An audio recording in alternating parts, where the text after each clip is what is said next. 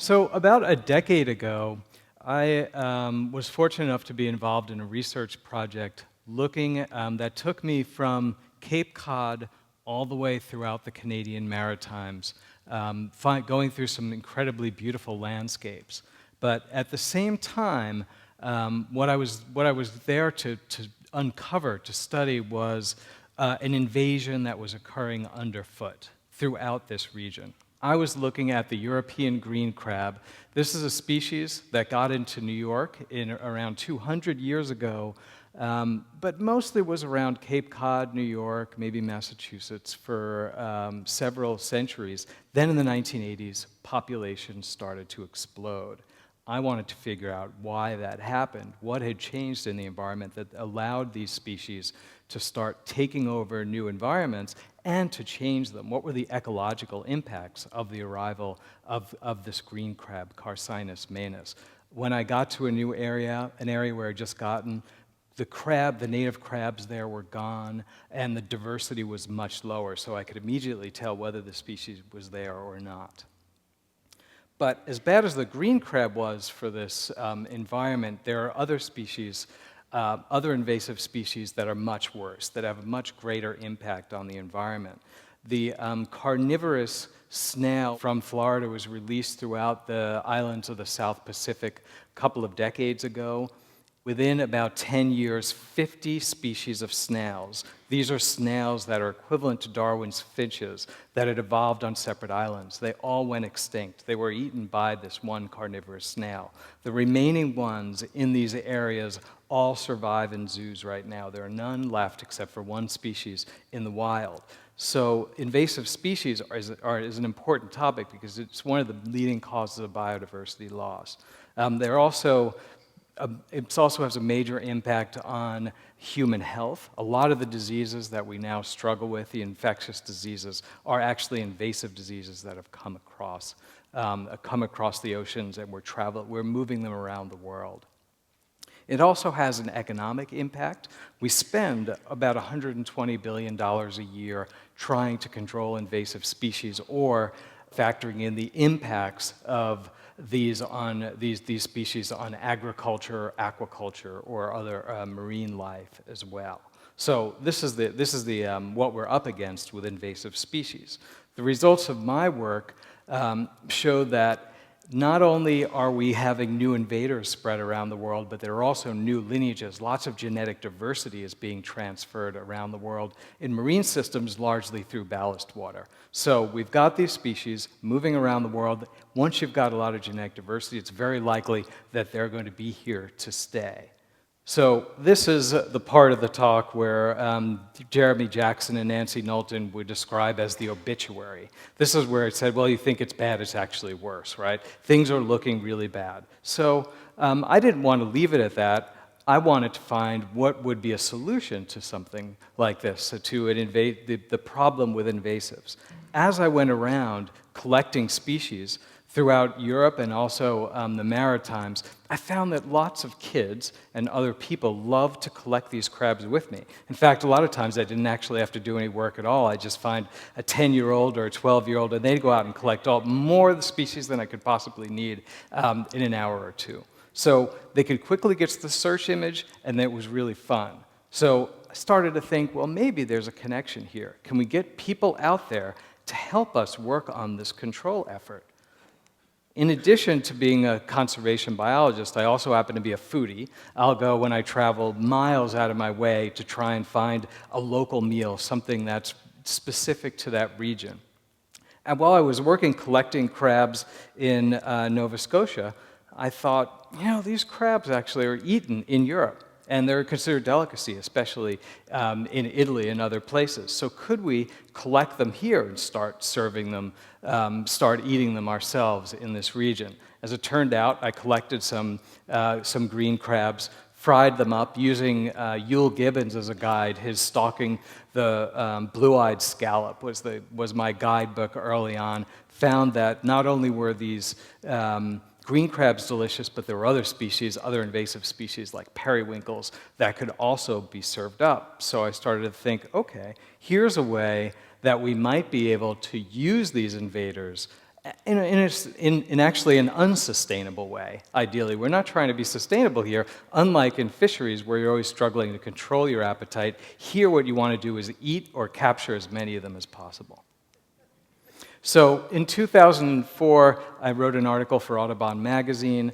What I did was I interviewed chefs from around the country, including Jacques Pepin, who offered a recipe for periwinkles. Alice Waters gave me a recipe for stinging nettles. The fabulous restaurant Préjean's in Louisiana gave me a recipe that included 2 invaders, nutria, as well as wild boar. So here we were starting to develop a host of recipes for lots of species that could basically, rather than having to go travel around the world to look for these good meals, you could actually make them at home from species that are collected right in your backyard.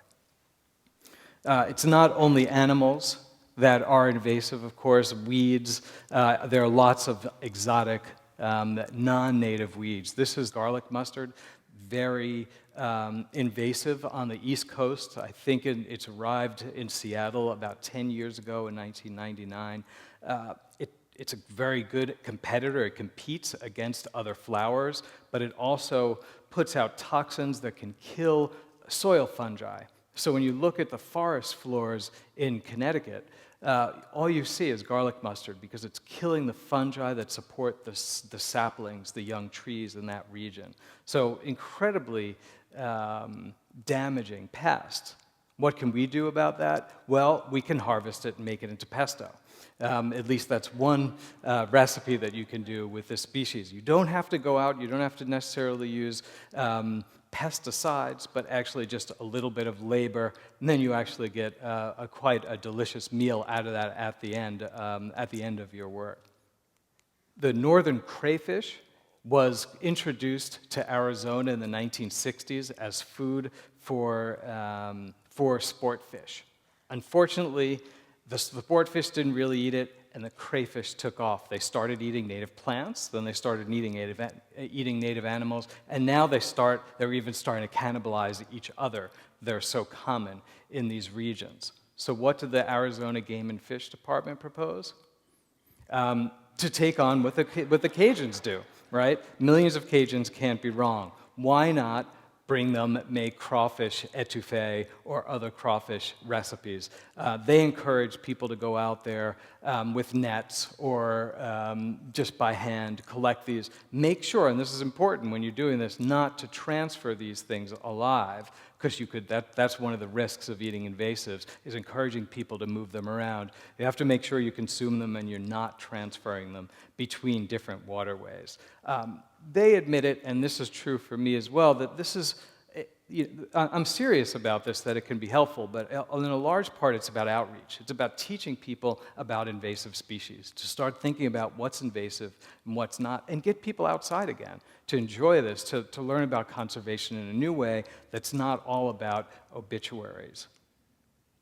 There are some species, however, that are going to be more challenging than others. These are zebra mussels up here, tiny, not a lot of meat, and they also tend to be in waterways that aren't very clear, very clean, so I wouldn't encourage eating them.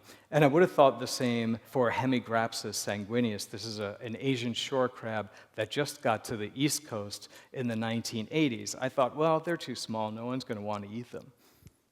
But then I went to a restaurant in New Haven called Mia's Sushi, and this is a picture of Bun Lai, who is one of my culinary heroes. He has a sushi bar in New Haven where he only eats sustainable wildlife and focuses on invasive species. There's no shrimp on the menu, there's no tuna on the menu, but there are that small, tiny Hemigrapsis, which he has ground up basically to make into a paste, and the product is quite delicious. He also puts them out, he will deep fry the crabs and put them out on a slate that resembles, he says, the Connecticut coast. So Bun Lai can show that you can have recipes or you can have restaurants that are not only sustainable, but can also promote ecological awareness.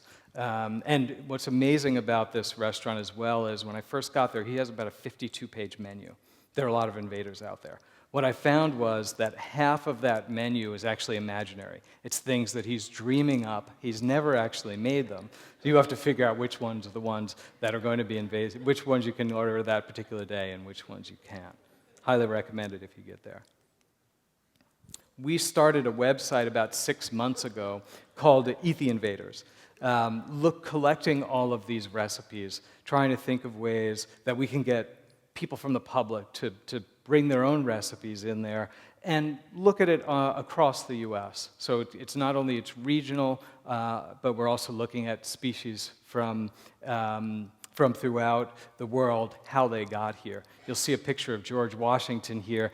My colleague Deborah Greger discovered that the cookbook that was put together by Martha Washington when she was married to George had about half of the species there were current invasive species.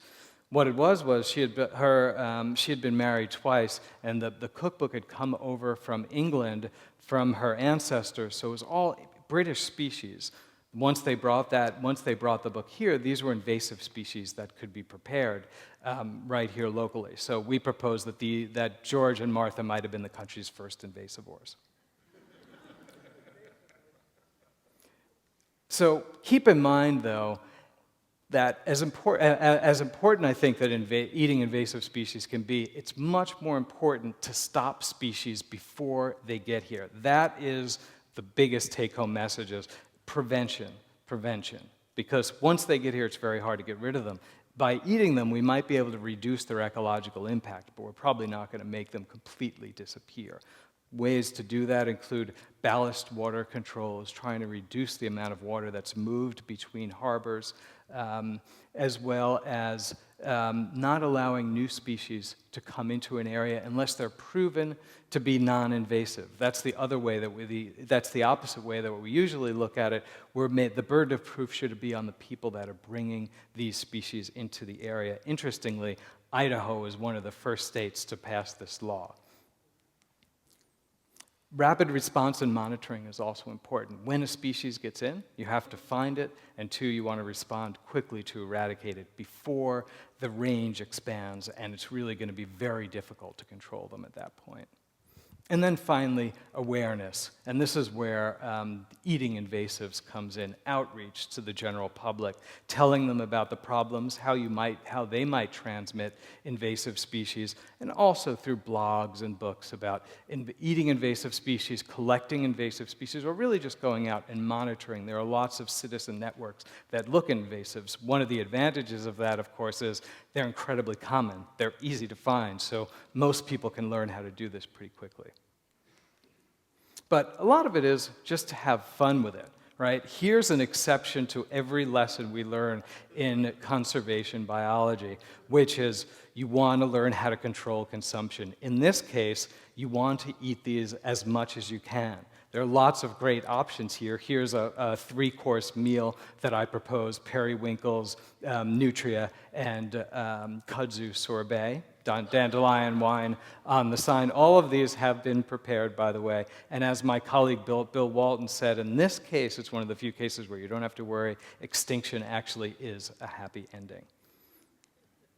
And I want to thank my colleagues who've helped develop this project along with me. And thank you.